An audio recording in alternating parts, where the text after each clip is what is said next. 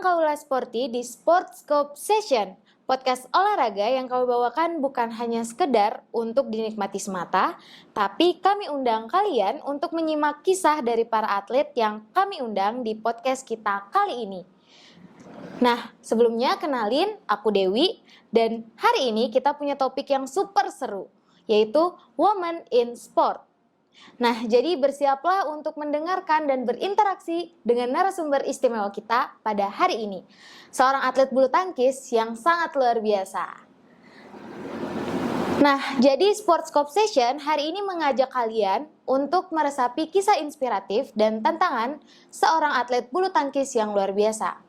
Jadi tanpa basa-basi lagi, aku akan memperkenalkan narasumber kita hari ini, yaitu seorang atlet bulu tangkis yang berasal dari program studi psikologi Fakultas Kedokteran Universitas Udayana, yang sekaligus merupakan staf dari Badan Eksekutif Mahasiswa Fakultas Kedokteran Universitas Udayana. Dan juga, ia memiliki segudang prestasi di bidang bulu tangkis, di antaranya adalah yang pertama itu juara 1 bergu putri Porprov Bali ke-15 tahun 2022. Kemudian yang kedua itu ada juara 1 ganda putri PNB Cup 2019 dan yang terakhir yaitu juara 1 ganda putri Porjar Bali 2018. Oke, tanpa menunggu lebih lama lagi, ini dia Mang Dila. Hai. Oke, mungkin bisa perkenalan diri dulu sama teman-teman yang ada di rumah yang lagi nonton podcast ini. Oke, sebelumnya kenalin aku, nama lengkapnya Niko Mang Dila Sugawitnyani, bisa dipanggil Dila. Aku dari program studi psikologi Fakultas Kedokteran Universitas Udayana. Saat ini aku udah umur 20 tahun. Kalau boleh tahu angkatan berapa? Angkatan 2022. Oke. Aku mau nanya-nanya dulu nih sebelum kita masuk ke pertanyaan utama kita. Kalau boleh tahu, kamu akhir-akhir ini ada kesibukan apa sih? Mungkin kalau akhir-akhir ini kesibukannya lebih banyak di kampus ya, karena aku lumayan banyak ikut kegiatan juga di kampus. Sorry, intermezzo. Oke, lanjut. Jadi mungkin aku lebih fokus di kampus sih belakangan ini. Oke, berarti banyak ikut kegiatan panitia ya? Iya, lumayan. Di sama fakultas? beberapa organisasi juga. Oke. Kelihatannya Dila ini sibuk banget ya? Lagi sibuk banget ya? Lumayan sih. Oke deh, kalau gitu hari ini lagi baik-baik aja kan? Oke, aman. Oke, berarti udah siap dong buat aku tanya-tanyain? Siap. Oke, jadi Dila, aku punya beberapa pertanyaan nih yang mungkin juga teman-teman yang lagi dengerin podcast Sportscope Session ini pengen tanyain ke kamu. Jadi aku mewakili teman-teman semua bakal nanyain beberapa pertanyaan yang udah ada di sini. Oke, mungkin aku start aja ke pertanyaan pertama ya. Boleh. Oke, yang pertama aku mau tahu dong, mungkin teman-teman juga mau tahu kira-kira apa sih motivasi Dila untuk terjun ke dunia olahraga, terutama yang kamu tekunin sekarang di bulu tangkis kan? Iya. Motivasi awalnya tuh apa sih? Oke, jadi awal mula banget aku terjun di bulu tangkis itu karena motivasi dari orang tua, khususnya bapakku. Jadi bapakku tuh orangnya emang suka bulu tangkis dan aku bersaudara berempat. Kami berempat itu semuanya diarahin di bulu tangkis gitu. Jadi awal mula banget aku akhirnya mutusin untuk serius di bulu tangkis itu karena bapakku sih. Dan emang bapakku itu emang udah nyiapin semuanya gitu dari lapangan. Bahkan bapakku sampai nyiapin lapangan gitu. Jadi bapakku buat lapangan di rumah. Wow. Dan nyiapin pelatih juga buat anak-anaknya biar bisa fokus di bulu tangkis gitu. Oke. Berarti ketiga saudara kamu yang lain juga menekuni bidang yang sama di bulu tangkis? Iya, betul. Menekuni bulu tangkis juga. Wow, keren banget. Satu keluarga atlet ya? Ya bisa dibilang begitu, tapi ya nggak semuanya banget sih. Keren. Kalau boleh tahu, kamu akhir-akhir ini masih aktif nggak sih di bulu tangkis?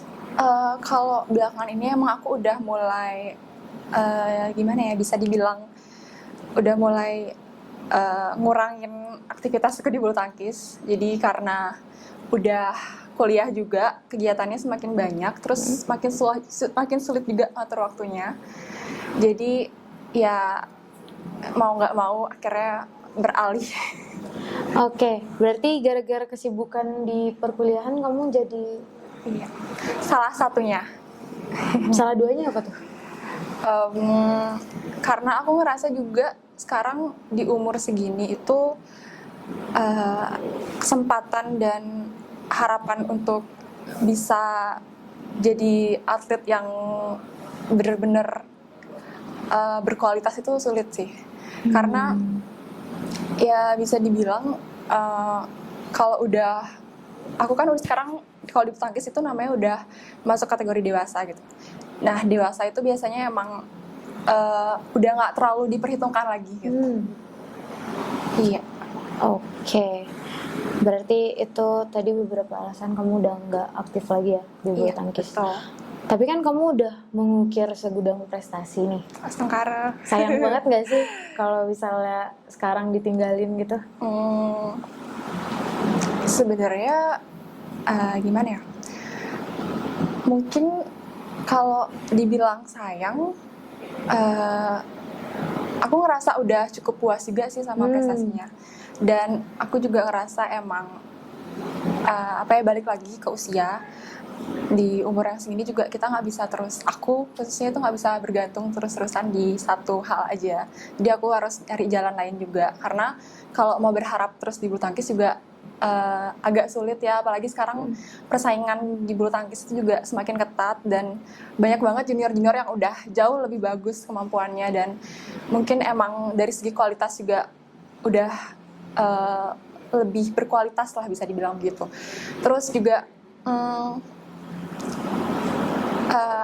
mungkin balik lagi ke kegiatan juga, karena kalau misalnya setengah-setengah juga sulit, apalagi sekarang kan orang-orang juga kalau jadi atlet ya bener-bener fokus latihan gitu, jarang yang bisa mungkin sambil sekolah, cuma mungkin sekolahnya agak dikorbanin gitu, jadi lebih fokusnya ke atlet, dan mungkin kalau buat jalanin kedua-duanya agak berat gitu. Bener. Oke. Tapi kalau misalnya kamu dikasih kesempatan nih sekali lagi buat bertanding, apakah kamu akan mengambil kesempatan itu atau enggak? Mungkin bisa aja aku ambil, tapi aku bakal lihat lagi gimana kondisi kegiatan dan hal-hal yang harus aku kerjain di kampus, karena sekarang emang aku lebih fokus untuk kuliahku.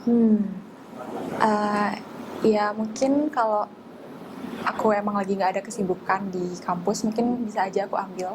Kemarin juga aku sempat beberapa, aku masih coba untuk ikut lagi. Tapi ya memang agak berat untuk persiapannya, karena kan emang terbentur banyak banget kegiatan. Akhirnya ya mungkin jadi kurang maksimal gitu. Oke, karena kesibukan juga ya. Iya, betul. Karena dulu waktu masih sekolah, masih SMA kan, Iya, masih ada yang masih namanya dispen Iya, kan. bener banget. Terus sekarang kalau dispen takutnya ngaruh ke absen, Iya, bener. Terus ketinggalan matkul. Iya, bener banget. Oke, memang semuanya akan berubah kalau kita udah bener masuk banget. dunia perkuliahan. Oke, kita next ke pertanyaan selanjutnya yang agak lain lah daripada pertanyaan-pertanyaan yang udah aku tanya sebelumnya. Jadi aku mau tahu dong gimana sih tanggapan kamu mengenai isu ketidaksetaraan gender, khususnya di dunia atlet, di dunia olahraga.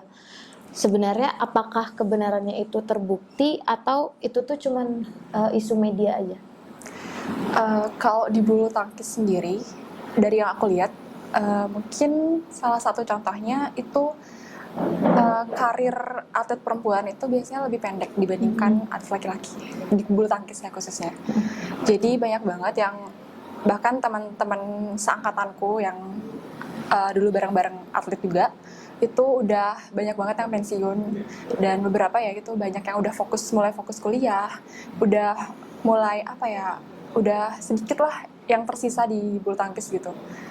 Mungkin masih ada tapi beberapa, jadi kayak kadang tuh pertandingan-pertandingan khususnya di Bali itu biasanya udah jarang nyediain yang kategori dewasa putri gitu-gitu.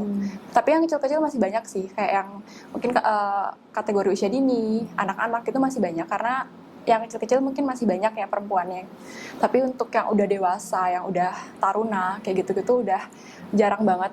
Jarang banget ada yang masih tersisa dan emang di pertandingan pun udah jarang ada gitu, jarang diadain. Oke. Tapi selain kegiatan perkuliahan gitu ya, apa sih kira-kira penyebab kenapa atlet dewasa putri di bulu tangkis itu udah mulai jarang gitu? Kalau menurut aku ya, mungkin dari pandanganku mungkin bisa jadi juga karena ya perempuan itu di umur-umur tertentu udah harus punya kewajiban-kewajiban yang itu akan menghambat juga kalau diterusin di atlet gitu. Jadi mungkin pikirannya udah beda sama laki-laki ya. Nah, Iya, jadi mungkin ya kalau misalnya udah umur-umur seaku atau mungkin lebih itu biasanya udah fokusnya udah beda. Ini kalau laki-laki teman-teman aku yang cowok juga masih banyak banget yang ya walaupun mungkin dia nggak terlalu yang serius, nggak yang terlalu fokus untuk jadi atlet, tapi dia tuh masih sering main sama teman-temannya gitu, dan dia masih sering aktif buat ikut pertandingan-pertandingan. Sedangkan yang perempuan ya gitu jarang banget ada. Oke. Karena lebih fokus ke kehidupannya yang Iya, real lah gitu betul ya. banget. Oke deh, kalau gitu aku next aja ke pertanyaan selanjutnya. Kalau misalnya Dila dikasih kesempatan untuk bertemu dengan atlet Indonesia, siapa aja deh? Dila pengen ketemu sama siapa sih? Aku pengen ketemu sama Gregoria Mariska. Jadi itu salah satu atlet tunggal putri yang menurutku perjalanannya sangat inspiratif sih. Dari yang dia apa ya, istilahnya kayak lagi ngedown, yang lagi kalah-kalah terus dan bahkan sampai dikalahin junior, dihujat netizen, sampai akhirnya dia bisa bertahan, survive, terus akhirnya bisa buktiin ke orang-orang kalau dia tuh punya kualitas gitu. Jadi itu menurut aku keren banget. Jadi aku pengen banget ketemu sama Kak Grego. Oke, itu bisa dibilang salah satu atlet idola kamu lah ya? Iya, bisa dibilang gitu. Oke. Semoga bisa ketemu ya di kesempatan yang akan datang. Sengkara. Oke. Oke, aku langsung next aja ke pertanyaan selanjutnya. Menurut Dila, kira-kira apa sih tantangan yang paling besar buat Dila saat menjalani masa-masa saat menjadi atlet? Kalau aku mungkin yang paling terasa di aku itu kalau misalnya kayak lagi capek banget latihan, terus kayak ngerasa jenuh gitu karena harus setiap hari benar-benar ngejalanin rutinitas yang hampir sama setiap harinya dan harus capek terus gitu, karena kan ya kalau kita jadi atlet ya kita harus siap capek gitu. Nah itu mungkin yang kadang ngebuat aku kayak pengen keluar gitu udah ya jenuh gitu rasanya. Terus akhirnya mungkin itu juga yang jadinya ngebuat aku pelan-pelan belajar gitu gimana caranya buat ya ngendaliin hal-hal yang emang kadang kan kita mau nggak mau kita harus jalanin gitu. Dan mungkin kalau contoh yang lainnya, kadang kayak kita ngerasa udah latihan maksimal, udah persiapan yang mateng, tapi kadang hasilnya nggak sesuai harapan. Jadi itu menurut aku hal-hal yang cukup berat buat diterima dan dijalanin. Oke. Kalau mengenai tantangan kamu yang jenuh, misalnya tiap hari latihan, terus kayak bosen, pengen keluar, itu gimana sih cara kamu buat mengatasinya? Kalau dulu mungkin motivasiku itu sebenarnya ya motivasi terbesarku itu bapak sih, karena emang aku ngelihat bapak itu nyiapin semuanya dengan sedemikian rupa dan aku ngelihat effortnya gitu. Jadi aku selalu ngerasa kayak jadi aku selalu mikir gitu, bapak aja tuh nggak pernah capek, nggak pernah jenuh buat nyiapin semua itu, mau aku menang mau aku kalah, jadi bapak tuh tetap selalu nyemangatin aku gitu, selalu support aku ya. Jadi pikiranku kayak masa aku harus berhenti, masa aku harus nyerah gitu, sedangkan bapak aja nggak pernah berhenti ngasih supportnya ke aku gitu sih.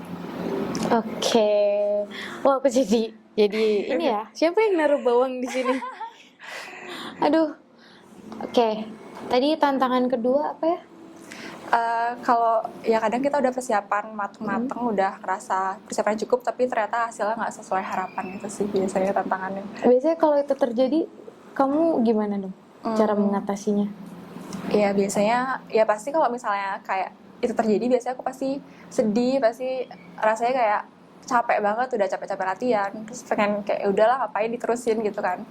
Tapi ya mungkin balik lagi karena biasanya kalau kayak gitu aku ngerasa kayak aku udah jalan sejauh ini dengan semua hal-hal berat yang udah aku laluin, jadi kayak sayang kalau aku harus mikir sependek itu gitu. Jadi kayak aku bakal ingat-ingat lagi kayak gimana aku perjuangin semuanya, gimana aku berusaha untuk sampai ada di titik itu, dan ya balik lagi aku harus tetap jalanin prosesnya gitu, karena kan emang kalau soal hasil pasti itu di luar kendaliku gitu. Jadi kayak berusaha untuk fokus sama prosesnya, jadi kayak udah berproses lagi yuk gitu.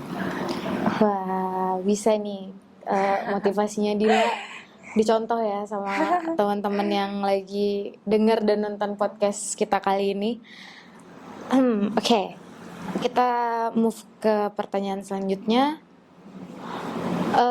Kira-kira selain motivasi-motivasi tadi, ada lagi nggak sih motivasi kamu untuk tetap konsisten di dunia bulu tangkis? Mungkin kalau motivasi untuk tetap konsisten itu emang gimana ya, aku nggak bisa sebutin spesifik kayak motivasinya apa, karena itu pasti balik lagi tergantung setiap situasi yang lagi kita rasain kan. Karena pasti banyak banget hal yang ngebuat kita bisa aja ngerasa nyerah, bisa aja ngerasa kayak pengen berhenti atau ngelepas gitu.